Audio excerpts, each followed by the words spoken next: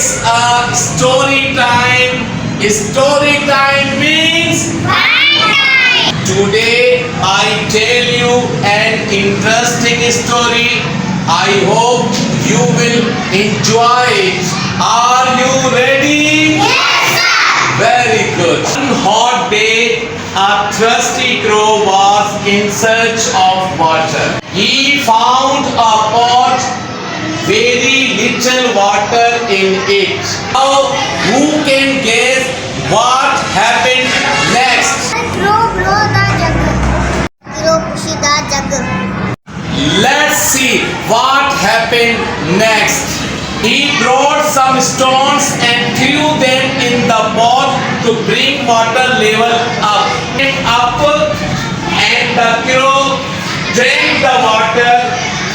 He flew up happily. Now, who tells the moral of the story? That everything is possible. So, the